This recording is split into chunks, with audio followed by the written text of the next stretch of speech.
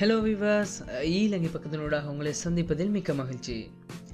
இன்றைக்கி நம்ம வீடியோவில் டயலாக் செல்ஃப் கேர் அப்ளிகேஷனை பற்றி பார்த்துருக்கோம். நம்மளோட ஸ்ரீலங்கன் ஃப்ரெண்ட்ஸுக்காக வேண்டி இந்த வீடியோவை நாங்கள் எடுத்துருக்கிறோம். இந்த டயலாக் செல்ஃப் கேர் அப்ளிகேஷன் நம்மளுக்கு கூகுள் ப்ளே ஸ்டோர்லேயே கிடைக்கக்கூடியதாக இருக்குது. அப்படி இல்லைன்னா இந்த வீடியோக்கு கீழே நம்மளோட லிங்கை கிளிக் பண்ணி நீங்கள் டவுன்லோட் செஞ்சுக்கொள்ளலாம். ஸோ இப்போ இந்த அப்ளிகேஷனோட யூஸ் என்னன்னு சொல்லி நம்ம பார்ப்போம். டயலாக் செல்ஃப் கேர் அப்ளிகேஷனை நீங்கள் எப்படி யூஸ் பண்ணுறேன்னு சொன்னால், அந்த அப்ளிகேஷனை இன்ஸ்டால் பண்ணி நீங்கள் ஓப்பன் செய்யக்கூடிய நேரத்தில் முதலாவதாக லாங்குவேஜை செலக்ட் பண்ண சொல்லி கேட்கும். ஸோ அதில் இங்கிலீஷ், சிங்களம், அது மாத்திரம் இல்லாமல் தமிழ் 3 லாங்குவேஜ்லேயும் கேட்டிருப்பாங்க. ஸோ உங்களுக்கு என்ன லாங்குவேஜ் தேவையோ அந்த லாங்குவேஜை நீங்கள் செலக்ட் பண்ணிடுங்க. நம்மளோட அக்கௌண்ட்டை எட் பண்ணுறதுக்கு முன்னாடி இதில் என்னென்ன விசேஷங்கள் இருக்குன்னு சொல்லி நம்ம பார்த்துடலாம். முதலாவது நம்மளோட மொபைல் டீட்டெயில்ஸ், ரெண்டாவது நம்மளோட மொபைல்லேருந்து இன்னொருவங்களுக்கு காசு அனுப்பக்கூடிய money transfer, easy cash transfer இருக்குது. அது மாத்திரம் இல்லாமல் டயலாக் டிவி நீங்கள் ஆக்டிவ் பண்ணி வச்சிருப்பீங்களா இருந்தால் அதுக்குரிய பில் பேமெண்ட்ஸ்லேருந்து சகல விஷயத்தையும் நீங்கள் டயலாக் செல்ஃப் கேர் அப்ளிகேஷன் மூலமாக செஞ்சு கொள்ளலாம். அடுத்தது mobile broadband and home broadband சொல்ல வசதிகள் இருக்குது. அதாவது நீங்கள் வீட்டில் டயலாக் 4G ரவுட்டரை வச்சு நீங்கள் யூஸ் பண்ணக்கூடியதாக இருந்தால் அதுக்குரிய பில்லை, டேட்டா யூசேஜை நீங்கள் என்ன செய்யலாம்னா இந்த டயலாக் செல்ஃப் கேர் அப்ளிகேஷன் மூலமாக நீங்கள் கண்காணித்து கொண்டு இருக்கலாம். ஸோ இப்போ வாங்க இதில் நம்ம எப்படி அக்கௌண்ட் எட் பண்ணுறேன்னு சொல்லி பார்ப்போம். இந்த செட்டிங் சிம்பிளை நீங்கள் கிளிக் பண்ணக்கூடிய நேரத்தில் முதலாவது உங்களுக்கு சேஞ்ச் லாங்குவேஜ் ஆப்ஷன் இருக்கும். அதாவது இந்த ஆரம்பத்திலேயே நீங்கள் செலக்ட் பண்ண வேண்டிய லாங்குவேஜை மாறி செலக்ட் பண்ணிட்டீங்களா இருந்தாலும் கூட கவலையே வேணாம். நீங்கள் என்ன செய்யுங்க, இந்த செட்டிங் சிம்பிளை கிளிக் பண்ணி சேஞ்ச் லாங்குவேஜ் ஆப்ஷனை கொடுத்து இதில் பார்த்தீங்கன்னா உங்களுக்கான லாங்குவேஜ் தந்திருப்பாங்க. சிங்கள, இங்கிலீஷ், தமிழ் என்று சொல்லக்கூடிய லாங்குவேஜ் இருக்கும். ஸோ இதில் என்ன லாங்குவேஜ் உங்களுக்கு வேணுமோ அதை நீங்கள் செலக்ட் பண்ணி செட் பண்ணிடுங்க. செட் பண்ணதுக்கு அப்புறமா பார்த்தீங்கன்னா மேனேஜ் அக்கௌண்ட்ஸ்ன்னு சொல்லக்கூடிய அந்த ஆப்ஷன் இருக்கும். ஸோ அந்த ஆப்ஷனை நீங்கள் கிளிக் பண்ணிங்கண்டா இப்போ பாருங்கள் என்னோட மொபைலில் இந்த 2 அக்கௌண்ட்டும் ஆக்டிவில் இருக்குது. ஸோ இது நான் எட் பண்ணுறதுக்கு முன்னால் உங்களுக்கு என்ன செஞ்சுருக்கும்னா இந்த 2 அக்கௌண்ட்டும் இல்லாமல் எட் கனெக்ஷன் சொல்லக்கூடிய அந்த ஆப்ஷன் மட்டும் உங்களுக்கு இருந்திருக்கும். ஸோ நீங்கள் என்ன செய்யணும்னா அந்த எட் கனெக்ஷனை நீங்கள் கிளிக் பண்ணுங்கள். கிளிக் பண்ணதுக்கப்புறம் பார்த்தீங்கன்னா உங்களுக்கு இப்படி 3 ஆப்ஷன் தந்திருப்பாங்க. கனெக்ஷன்ஸ், என்ஐசி, நிக் நேம்னு சொல்லக்கூடிய ஆப்ஷன். ஸோ முதலாவது உங்களோட மொபைலை நீங்கள் என்ன செஞ்சுக்கொள்ளுங்கண்டா டயலாக் செல்ஃப் கேர் அப்ளிகேஷனுக்கு ரெஜிஸ்டர் பண்ணிடுங்க.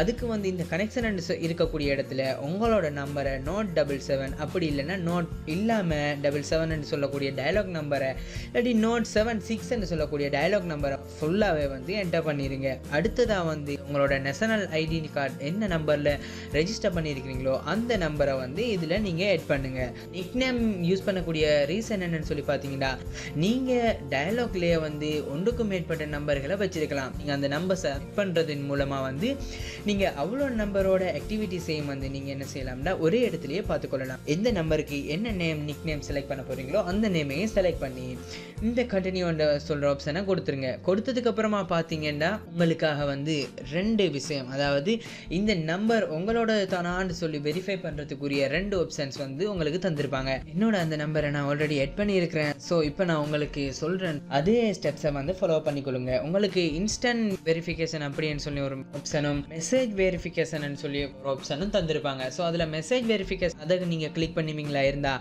உங்களோட, அதாவது நீங்கள் மேலே கனெக்ஷனில் எட் பண்ணியிருக்கக்கூடிய அந்த நம்பருக்கு 5 டிஜிட்ஸில் கூடிய பின் நம்பரை உங்களுக்கு சென்ட் பண்ணுவாங்க. அந்த கோடை என்டர் பண்ணுங்கன்னு சொன்ன ஆப்ஷன் உங்களுக்கு வந்திருக்கும். அதில் நீங்கள் என்டர் பண்ணி ஓகே பண்ணுறது மூலமாக அந்த நம்பரை இதில் நீங்கள் எட் பண்ணி கொள்ளலாம். அப்படி இல்லைன்னா இன்ஸ்டன்ட் வெரிஃபிகேஷன் அப்படின்னு சொல்லி இன்னொரு ஆப்ஷன் உங்களுக்கு தந்திருப்பாங்க. அதை நீங்கள் கிளிக் பண்ணுறது மூலமாக நீங்கள் எட் பண்ண நம்பருக்கு ஒரு ரிக்வஸ்ட் பண்ணுவாங்க. இந்த என்ஐசியில் ரெஜிஸ்டரில் உள்ள இந்த நம்பரை டயலாக் செல்ஃப் கேருக்கு எட் பண்ணவான்னு சொல்லி கேட்குறாங்க. ஸோ இதை நாங்கள் கன்ஃபார்ம் பண்ணவான்னு சொன்ன மெசேஜை உங்களுக்கு தந்திருப்பாங்க. ஸோ அதில் நீங்கள் ஒன்றுன்னு சொல்லி ரிப்ளை பண்ண வேண்டியதாக இருக்கும். ஓகே என்று மெசேஜ் பண்ணணும். அப்படி இல்லை அது நீங்கள் ரிக்வஸ்ட் பண்ண இல்லைன்னு சொன்னால் கேன்சல்னு சொல்லி நீங்கள் மெசேஜ் பண்ணணும்.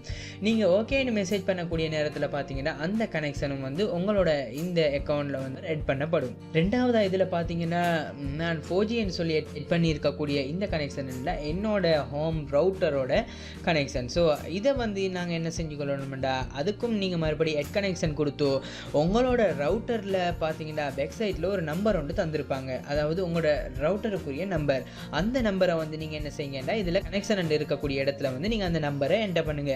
நோட் 21 சொல்லி ஸ்டார்ட் பண்ணக்கூடிய அந்த நம்பரை இதில் எட் பண்ணுங்க. எட் பண்ணதுக்கு அப்புறமா 4G ரவுட்டர் வாங்கக்கூடிய நேரத்தில் ஏதோ ஒரு ஐசியில் வந்து நீங்கள் ரெஜிஸ்டர் பண்ணியிருப்பீங்க.